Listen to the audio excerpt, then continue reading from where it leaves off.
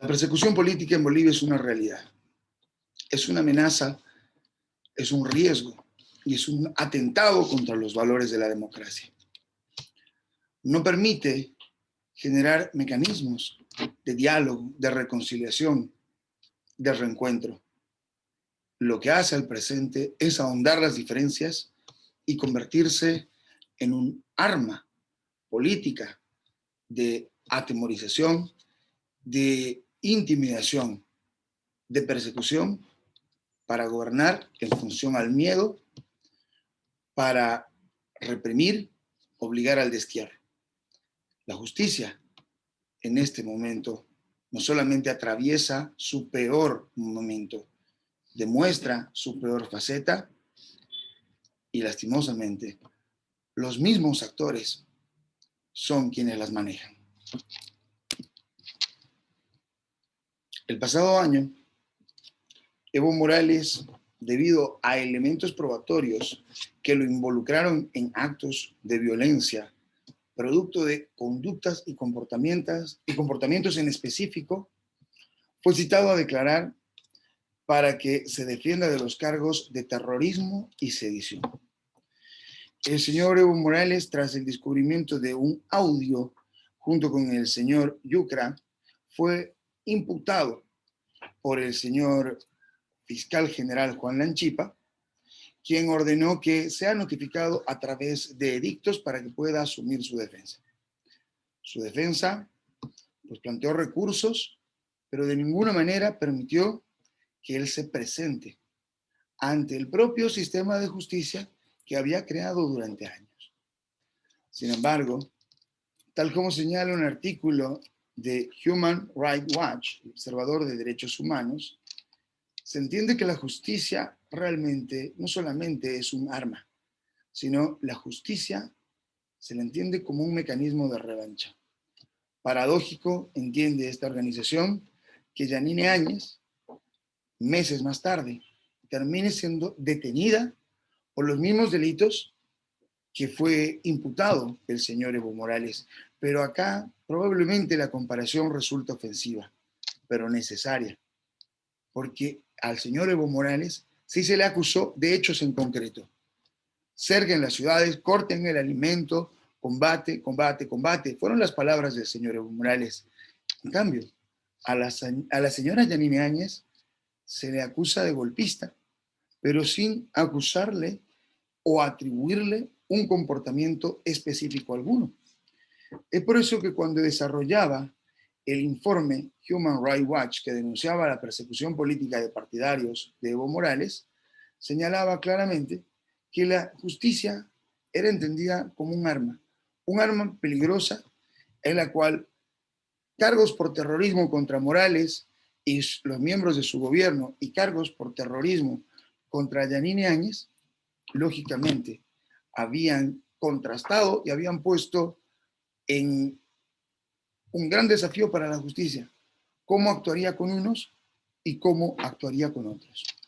Pues bien, el Tribunal Supremo de Justicia, en el caso del señor Evo Morales, ordenó en el mes de diciembre del pasado año, es decir, cuando ya había asumido el mando el actual presidente, que el juez de la paz que conocía este caso remita todos los sobrados hasta la ciudad de Sucre para que sea el Tribunal Supremo de Justicia, quienes se declararon competentes para tramitar el proceso penal contra el expresidente, el señor Morales, denunciado por los delitos de terrorismo y sedición.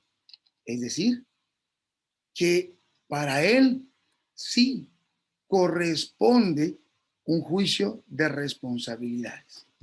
En este caso, sí se le permite que la causa por terrorismo, en la cual no estuvo un solo día detenido, se remita y se tramite según la ley 044, que es el tratamiento que se le debió dar a Yanine Áñez.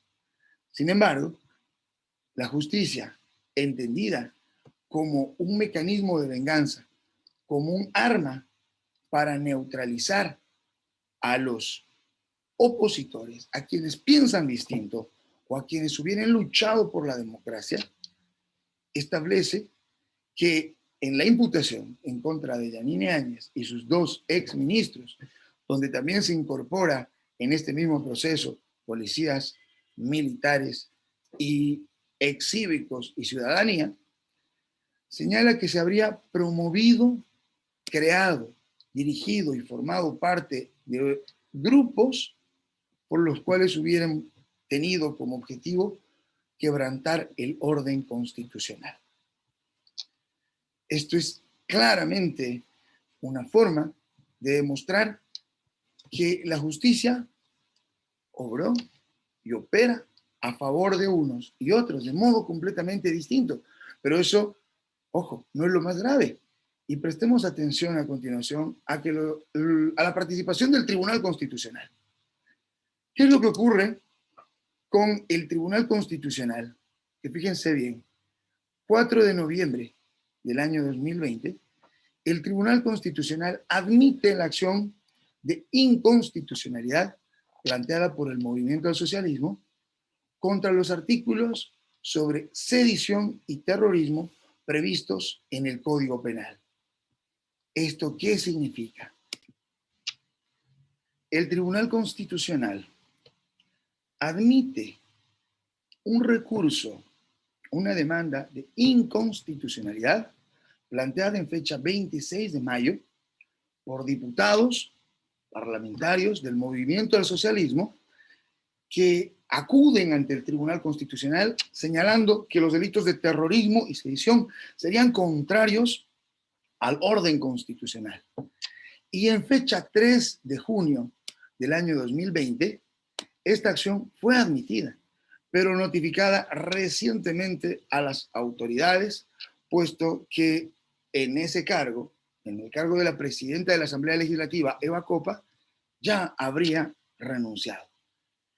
Pero si revisamos la página del Tribunal Constitucional, en la cual claramente nos señala que es efectivo, se habría presentado el 26 de mayo del año 2020 ante el Tribunal Constitucional Plurinacional una acción de inconstitucionalidad por parte de la diputada Sonia Silvia Brito Sandoval y otros actores, en la que dentro de los actuados se verifica que el 27 de mayo ingresa dicha acción, el memorial de la inconstitucionalidad presentada en contra de los artículos 123 y 133 del Código Penal, mismos delitos y mismos artículos por los cuales hoy se encuentra detenida la expresidenta Yanine Áñez. Sin embargo, verificamos que directamente en fecha 9 de junio se remite el oficio para la respuesta de la Asamblea Legislativa. Pero acá, ¿dónde estaría? Y es lo que nos preguntamos, ¿dónde estaría el auto constitucional de 3 de junio? Que no se lo encuentra en la página del Tribunal Constitucional. El 3 de junio fue admitida esta acción, que no está cargada en la página del Tribunal Constitucional. El 9 de junio se remite obrados hasta La Paz para una respuesta, y recién la nueva Asamblea Legislativa, a cargo de su presidente David Choquehuanca, remite una respuesta el 26 de junio del año 2020. Y el último actuado es el 10 de diciembre del año 2020, donde César David Choquehuanca Céspedes presenta un apersonamiento y un informe respecto a los delitos de terrorismo y de sedición que se le atribuyen a la actual presidenta. Pero si revisamos a detalle, verificaremos que dentro de la página del Tribunal Constitucional no existen resoluciones respecto a este expediente. Es decir, que no se puede verificar el auto de admisión del Tribunal Constitucional respecto a los delitos de sedición y terrorismo. Pero verifiquemos quiénes son las partes dentro de este proceso. Las partes nos señala claramente el Tribunal Constitucional, Sonia Brito, diputada Juana Quispe, diputado Franklin Flores, senadora Adriana Salvatierra y el abogado patrocinante, Víctor Hugo Lima Carreño. En la página oficial del Ministerio de Justicia, en el registro público de abogados, podemos buscar quién es el señor abogado Víctor Hugo Lima Carreño. Y efectivamente encontramos que el abogado Víctor Hugo Lima Carreño es abogado desde el año 2016, al menos registrado en el ministerio desde el año 2016, habría egresado de la Universidad Católica y tendría su oficina en el pasaje Jáuregui, edificio Quipus, piso 2, oficina 2A, con el cargo de pasante. Pero si de la misma manera buscamos a el doctor Juan José Lima Magne o al doctor Iván Lima Magne, existe una gran coincidencia en que ambos hubieran tenido la oficina en el edificio Quipus, número 2248, pasaje Jáuregui, esquina Fernando Huachaya. Y de la misma manera, si buscamos, en este caso, al doctor Juan José Lima Magne, podemos identificar que tiene también exactamente la misma oficina. Esto quiere decir que quienes asesoraron y quienes asistieron para la presentación de la acción de inconstitucionalidad que fue admitida por el Tribunal Constitucional fue el estudio jurídico a cargo de nuestro actual ministro de Justicia. Pero más allá de estos componentes, de considerar quién o quienes defienden o sostienen que se cometió un acto terrorista por parte de la señora Yanine Áñez o por parte del señor Evo Morales, siendo que ha sido el mismo ministro de Justicia quien ha interpuesto la acción ante el Tribunal Constitucional para que el señor Evo Morales pueda ser liberado, es decir, han actuado indirectamente como sus abogados defensores. La CIDH ha emitido un pronunciamiento respecto no solamente a independizar la justicia y a buscar que la misma pueda actuar de forma independiente, señalando claramente que las leyes nacionales de antiterrorismo violan el principio de legalidad, porque incluyen una definición exhaustiva, no cumplen con el principio de taxatividad y dan lugar a la discrecionalidad en cuanto a su calificación. Lo mismo han señalado más de una decena de organizaciones interamericanas, internacionales, globales y países que se han pronunciado señalando de que la justicia está actuando de forma totalmente parcializada. Y para muestra, cabe concluir con el siguiente componente.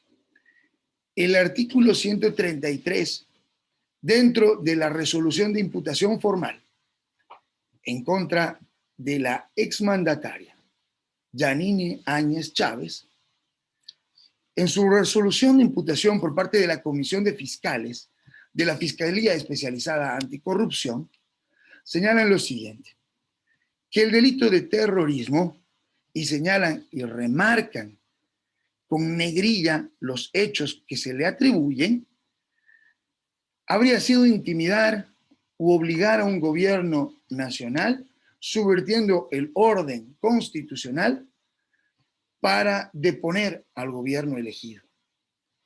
Eso es lo que señalan en cuanto a los 3 parágrafos que incluyen en esta norma, que incluyen como parte del delito. Pero si podemos revisar a detalle, concluyen en la sección donde señala promover o crear, dirigir y formar parte de una organización destinada a la realización de conductas típicas, pero no señalan el parágrafo cuarto, que dice: las conductas que tengan por finalidad la reivindicación o el ejercicio de derechos humanos, derechos sociales o cualquier otro derecho constitucional no serán sancionadas como delito de terrorismo. Y esta norma se encuentra vigente desde la Ley 262 de 31 de julio del año 2012, cuando se establecía el régimen de congelamiento de fondos y activos de personas vinculadas al terrorismo y al financiamiento al terrorismo. ¿Esto qué quiere decir? Sin duda, esta norma fue diseñada el año 2012. ¿Con qué finalidad? Con la finalidad de atacar al patrimonio de quienes en aquel momento estaban siendo detenidos, acusados y perseguidos por el caso terrorismo del Hotel Las Américas, uno de los más vergonzosos hechos de persecución política que se ha dado en nuestro país. Y para ello incorporaron este último parágrafo cuarto, por el que sí se le permitía a un grupo de personas que ingrese por el Prado de la ciudad de La Paz lanzando dinamitas. Eso no es un acto terrorista, porque ellos estaban reivindicando un derecho social, o que de algún modo pues puedan bloquear o dinamitar un puente mientras existía el riesgo de que las personas transiten por él, pero eso no es un acto terrorista porque estaban reclamando un derecho. Pero ahora, ¿cuál es el acto terrorista que se le atribuye a la presidenta Yanine Áñez? ¿Cuál es el hecho en concreto que se le puede juzgar a la presidenta constitucional que asumió el mando por abandono del cargo? Y ahora el señor Evo Morales señala claramente que el Comité Pro Santa Cruz habría fracasado en su intento de movilización. En realidad, el señor Evo Morales olvida que fue esta persona quien promovió los hechos más graves de violencia, de enfrentamiento, de convulsión en nuestro país. Olvida las más de 140 personas que han perdido la vida durante sus 14 años de gobierno. Olvida las más de 1.500 personas que han sido obligadas al destierro y han estado confinadas en distintos países. Olvida las más de 1.000 personas que han sido perseguidas por razones políticas, por pensar diferente durante sus 14 años de gobierno. Y hoy convoca a una movilización para el día sábado 17 de abril para demostrarle al Comité Pro Santa Cruz la capacidad de movilización que tiene.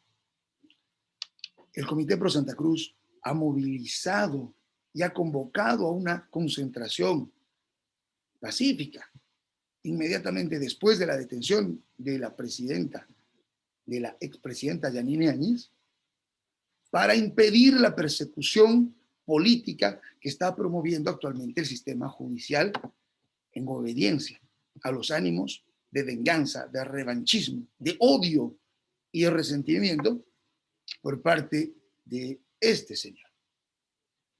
Pero no hemos respondido con confrontación, ni con violencia, ni con odio. Hemos respondido con propuestas, con acciones, con solidaridad. No debemos dejarnos embaucar en un ánimo de conflicto, de odio, de resentimiento, de violencia, porque ello, lógicamente, es lo que busca. Señor Evo Morales, no olvide las acciones que usted ha realizado, porque si usted las ha olvidado, le aseguro que yo no, ni toda Bolivia. Y es por ello que vamos a asumir acciones en consecuencia.